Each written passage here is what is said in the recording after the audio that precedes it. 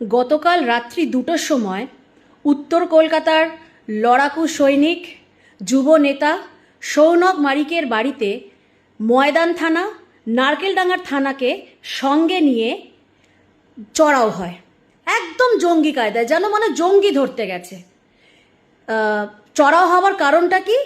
নাকি আমরা এত সুন্দরভাবে 7ই ডিসেম্বর রবিবার ব্রিগেডের ময়দানে যে আমাদের কুরুক্ষেত্র ময়দানে আমাদের অত সুন্দরভাবে যে 5 লক্ষ কণ্ঠে গীতাপাঠ অনুষ্ঠানটা হয়েছিল, সেখানে একটা খবর গতকাল থেকেই দেখছি সোশ্যাল মিডিয়ায় ছড়াচ্ছে যে কে শেখ রিজাউল না কে একটা চিকেন প্যাটিস বিক্রেতা নাকি ঢুকে গেছিল, তাকে আমার সনাতন ভাইরা ধরে মেরেছে।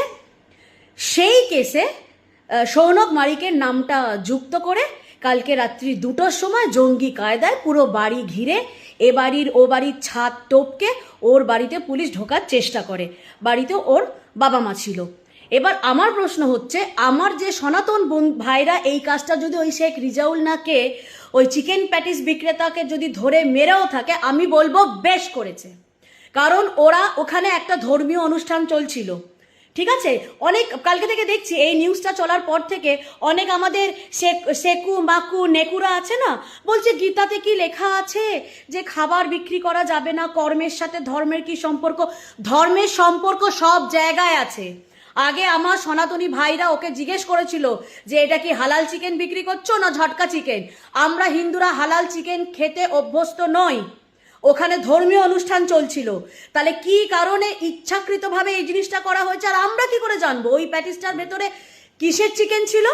আদৌ চিকেন মুরগির মাংস ছিল না কোন পশুর মাংস ছিল সেটা তো আমরা দেখতে যাচ্ছি না। না ওটা থুতু মিশ্রিত মাংস ছিল, না ওটা পেচ্ছাপ মিশ্রিত প্যাটিস ছিল, নাহি ওটার মধ্যে রাইসিন মেশানো ছিল। কারণ সেদিনকে কুরুক্ষেত্র ময়দান, যেটা ব্রিগেডের ময়দানকে আমাদের ধর্মগুরুরা নামকরণ করেছিলেন, সেই ময়দান 5 লক্ষের বেশি, প্রায় 6, 6.5, 7 লাখ লোক হয়ে গেছিল। সেটা ভালো, খুব ভালো এক সনাতনীদের ভিড় ছিল। তো এইটা ইচ্ছাকৃতভাবে নিশ্চয়ই করা হয়েছে, নয়তো এটা কোনো কারণে নেই। যে ছেলেটা ওইখানে উপস্থিতই ছিল না, তার নাম কি করে এখানে জড়িত হয়? যেহেতু ও ক্রমাগত একনিষ্ঠভাবে রাজনীতির সাথে সাথে ধর্মের লড়াইটা লড়ে যাচ্ছে, ফ্রন্টে দাঁড়িয়ে লড়ছে, ওই হিজড়ে ছক্কা ভেরুয়ার মতো এসব নপুংসক হিন্দুদের মতো। আর এই শোন, তোরা যারা কমেন্ট করছিস না, তোদেরকে বলছি, আমরা আছি, আমরা মাঠে ময়দানে লড়ছি বলে না তোদের এখনো নুনুটা কাটেনি।